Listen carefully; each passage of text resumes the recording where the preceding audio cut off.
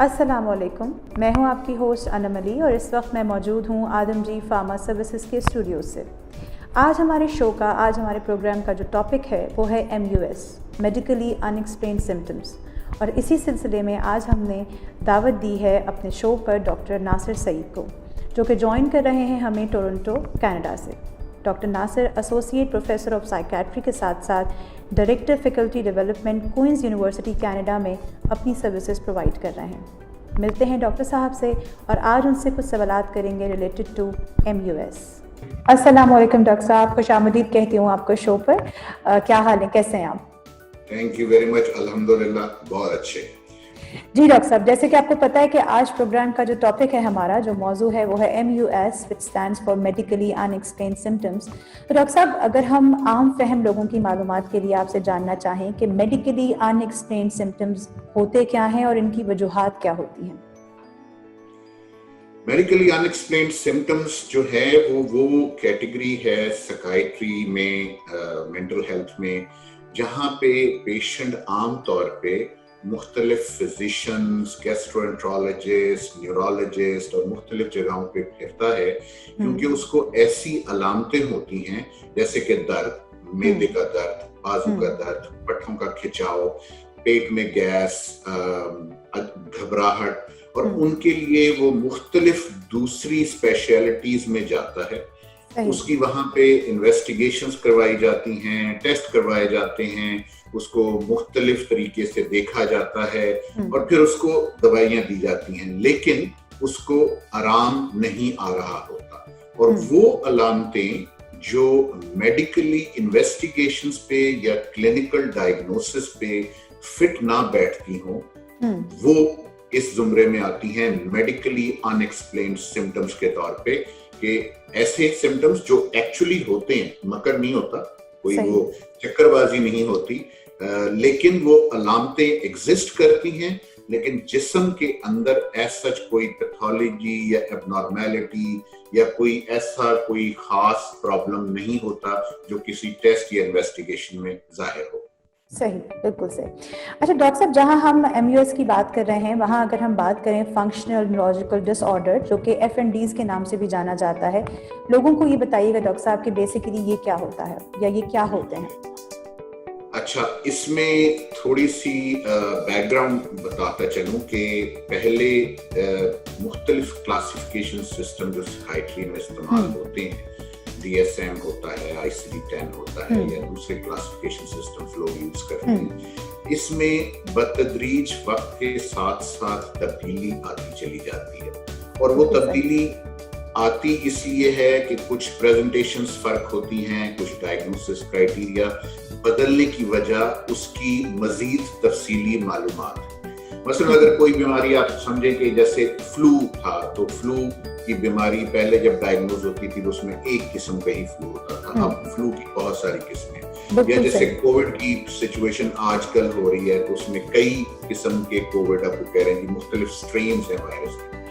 So over the period of time पहले इस बीमारी को फंक्शनल डिसऑर्डर बोला जाता था, फिर इसका नाम बदल के सोमैटोफॉर्म डिसऑर्डर्स रख दिया गया।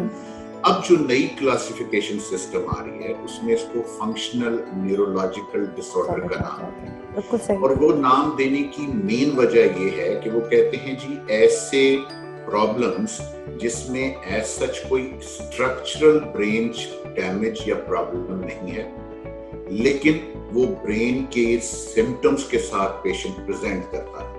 मसलन फालिज, मसलन जिस्म का सो जाना, मसलन जिस्म में दौरे या उसकी शिकायत होना।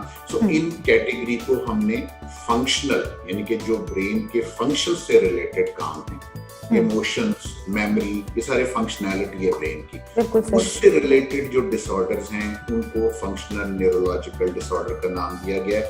माजी में इसको hysteria, hysterical conversion disorder, dissociative disorder और इस तरह के बेशुमार नाम दिए गए थे, जो अभी भी इस्तेमाल होते हैं। इसकी सब कैटेगरी में जब हम डायग्नोसिस के जाएं तो उनमें फिर अभी भी कुछ नाम पुराने हैं। अब इसमें थोड़ी सी आयरनी ऑफ द सिचुएशन ये है कि लॉन्ग टाइम बैक, मुझे अच्छी तरह याद है, 30-35 साल पहले जब इन डिसऑर्डर्स को फंक्शनल डिसऑर्डर कहा जाता था, तो उस पे साइकियाट्रिस्ट ने एतराज किया था कि जी ये नाम स्टिग्मेटाइज्ड करता है कि आप मरीज को स्टिग्मा दे रहे हैं कि उसकी फंक्शनैलिटी में प्रॉब्लम, लेकिन अनफॉर्चुनेटली अब उसको उस फंक्शनल डिसऑर्डर की जगह फंक्शनल न्यूरोलॉजिकल डिसऑर्डर का नाम दे दिया गया। तो एक इसी आयरनी भी है, लेकिन ऑब्वियसली वक्त के साथ उन्होंने कहा जी रिसर्च ने ये तब्दील किया जाए। अच्छा डॉक्टर साहब, जहां हम बात कर रहे हैं इस डिसऑर्डर की, वहां आपसे मैं ये पूछना चाहूंगी कि आपके मुशाहिदे में कितने फीसद लोग जो है वो इस डिसऑर्डर का शिकार होते हैं, या आपको महसूस होता है कि इतने लोग जो हैं वो इस बीमारी से मुतासिर हो जाते हैं? देखिए, इसमें मसला ये है कि मेरी अपनी फिगर्स का बयान करना तो शायद इतना अच्छा नहीं होगा। मैं साइंटिफिक लिटरेचर की बात करूं, कहा यह जाता है कि 30 से 40% लोग सही जो आमतौर पे डॉक्टर्स के पास जाते हैं उनमें फंक्शनल न्यूरोलॉजिकल डिसऑर्डर्स की प्रेवलेंस या फ्रीक्वेंसी होती है। अब ये फ्रीक्वेंसी वेरी कर सकती है, कुछ लिटरेचर 10% कहते हैं, कुछ 6% कहते हैं, लेकिन डिपेंड करता है कि कौन सी स्टडी किस इलाके में की गई, उसमें स्टडी में क्या बैकग्राउंड था। लेकिन आप रफली ये समझ लें कि 3 से 6% की फिगर तो है। तो हर 100 में से 6 लोग जिनको मुख्तलिफ सिम्टम्स होते हैं और इन्वेस्टिगेशन पे कुछ साबित नहीं होता, उनको फंक्शनल न्यूरोलॉजिकल डिसऑर्डर होता है। अच्छा डॉक्टर साहब, जहां हम मुख्तलिफ किस्म के डिसऑर्डर्स की आज बात कर रहे हैं, सोमैटिक सिम्टम डिसऑर्डर भी हमारे अक्सर सुनने में आता है, और आपकी नज़र में या लोगों को हम किस तरीके से एक्सप्लेन कर सकेंगे कि व्हाट इज एक्चुअली में somatic disorder, symptom disorder? Again, Soma का लफ्जी मानी ये है कि वो अज्जा, वो जो हमारे ऑर्गन्स जो हमारे पेट या इर्द गिर्द से रिलेटेड, वहां से सोमा का लफ्ज निकला। सोमैटिक तमाम वो ऑर्गन की प्रॉब्लम्स जिसमें कोई ना कोई जिस्म का ऑर्गन सिस्टम शामिल, मसलन गैस्ट्रोइंटेस्टाइनल, मसलन जेनिटो यूरिनरी सिस्टम, मसलन मस्कुलर सिस्टम, लेकिन ज्यादा हम इसको पेट से रिलेटेड लेते हैं। गैस का बनना, पेट में मरोड़ उठना, कब्ज की शिकायत मुसलसल रहना, ये आमतौर पे सिम्टम्स है। सो सोमैटोफॉर्म डिसऑर्डर्स में कुछ मजीद कैटेगरी है, कुछ मजीद डिसऑर्डर्स हैं, लेकिन उनमें से मेन कंप्लेंट यही होती है फिजिकल अलामतों की। सही। डॉक्टर साहब, जब हम इन डिसऑर्डर्स की बात करते हैं तो आम फहम लोगों को ये बात आप ज़रूर बताइएगा, मैं चाहूँगी कि स्ट्रेस का ताल्लुक, एंजाइटी का ताल्लुक कितना ज़्यादा गहरा है। जब हम स्ट्रेस की बात करते हैं तो ये डिसऑर्डर्स किस हद तक हेल्पफुल साबित होते हैं अगर कोई शख्स अपने आप को स्ट्रेस फ्री रखता है, या फिर कहीं ना कहीं ये डिसऑर्डर्स बढ़ने के चांसेस ज़्यादा होते हैं अगर आप स्ट्रेस ज़्यादा लें तो?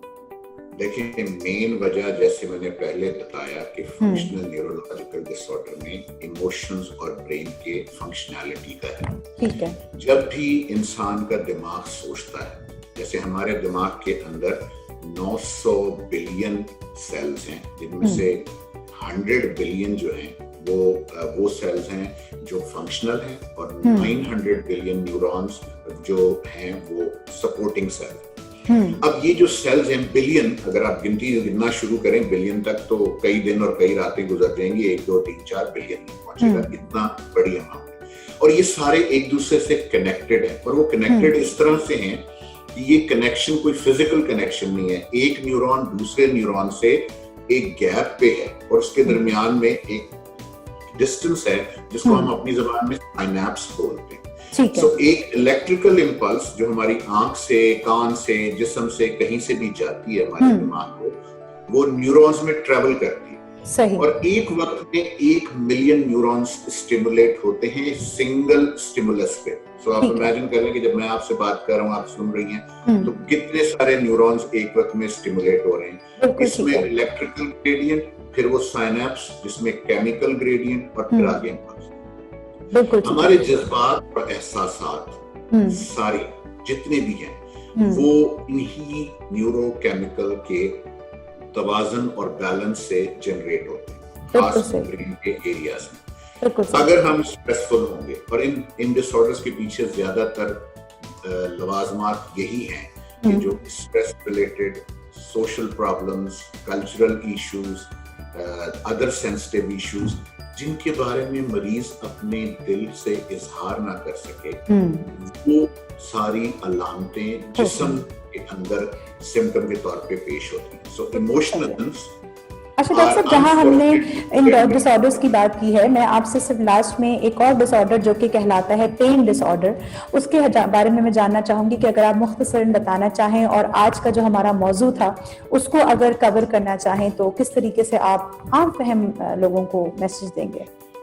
देखिए, दर्द इंसान के अंदर सिर्फ उस वक्त महसूस होता है जब हमारे नर्व्स के खास कॉर्पसल्स प्रेस होते हैं, कंप्रेस होते हैं या डैमेज होते हैं, ठीक है। लेकिन अगर दर्द ऐसा हो, जैसे मैं छोटी सी मिसाल दूं, अगर मैं आपको कहूं कि अपना हाथ ऊपर कर लें तो 5, 7, 10 मिनट तक आप हाथ ऊपर करेंगे, उसके बाद वो हाथ रुकना शुरू हो जाएगा, कुछ अर्से बाद वो हाथ शल हो जाएगा। जब हम स्ट्रेस में होते हैं, जब हम एंजाइटी में होते हैं, जब हम परेशान होते हैं, जब हम अपनी सोच का इजहार नहीं कर पाते, तो हमारे सारे जिस्म के पट्टे एक मुसलसल स्टेट ऑफ स्ट्रेस में आ जाते हैं, और वो कंटिन्यूस स्टेट ऑफ स्ट्रेस जो है वो दर्द की अलामत बनती है। सो दर्द जरूरी नहीं कि डैमेज या नर्व कॉर्पसल्स के उससे खराब होने से हो, चोट लग गई, नर्व डैमेज हो गई, दर्द हुआ, फ्रैक्चर हो गया, दर्द हुआ। दर्द जो इमोशनैलिटी में इंसान हमेशा स्ट्रेस में रहता है, उसमें भी होता है। वो बेले का दर्द भी हो सकता है, वो पट्टों का दर्द भी हो सकता है, वो असाबी दर्द भी हो सकता है, वो असाबी खिंचाव भी हो सकता है। बिल्कुल सही बात। ठीक है, उसकी मुख्तलिफ वजूहात हो सकती हैं। और पेन डिसऑर्डर साइकियाट्री में, मेंटल हेल्थ में एक बहुत सिग्निफिकेंट एक सिम्टम और डिसऑर्डर भी है। ठीक है डॉक्टर साहब, आप कोई भी सजेशंस जो as a doctor, as a psychiatrist आप हमारे व्यूअर्स को, लिसनर्स को देना चाहेंगे जो हमें सुन भी रहे हैं, देखेंगे भी, किस तरीके से हम इन डिसऑर्डर्स से बच सकते हैं या कहीं ना कहीं इनसे क्योर कर सकते हैं? 3 चीजें सिर्फ एम्फसाइज करूंगा। एक, अगर आपको कोई ऐसी अलामत है जिसमें डॉक्टर कोई सिग्निफिकेंट बीमारी की तशखीस नहीं कर पा रहा, ठीक है, तो आपको चाहिए कि आप किसी psychologist, counsellor, mental health professional से राब्ता जरूर करें। अगेन, जरूरी नहीं कि आप पागल हैं, लेकिन आपको हेल्प हो सकता है वहां से मिल जाए, पहली बात। दूसरी बात कि जब ये अलामतें फिजिकल दवाइयों से, मैदे की दवाई खा रहे हैं, मुसलसल खा रहे हैं, लेकिन मैदा ठीक नहीं हो रहा, तो फिर आपको लाजमी किसी दूसरे से मशवरा करना चाहिए। साइकियाट्रिस्ट के पास आने में कोई हर्ज नहीं है, कोई दिक्कत नहीं है, तो खुदा ना खास्ता एक इल्जाम तराशी या स्टिग्मा नहीं है।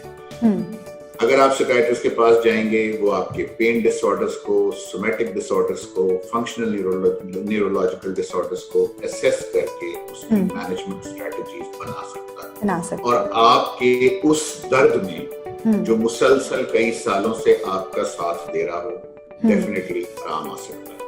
बिल्कुल ठीक, बहुत बहुत शुक्रिया डॉक्टर साहब, आपने अपने मसरूफ वक्त में से हमारे लिए वक्त निकाला, टाइम निकाला, और आई होप कि आप सबको, जितने लोग अब हमें सुनेंगे और देखेंगे, उनको इससे जरूर फायदा होगा।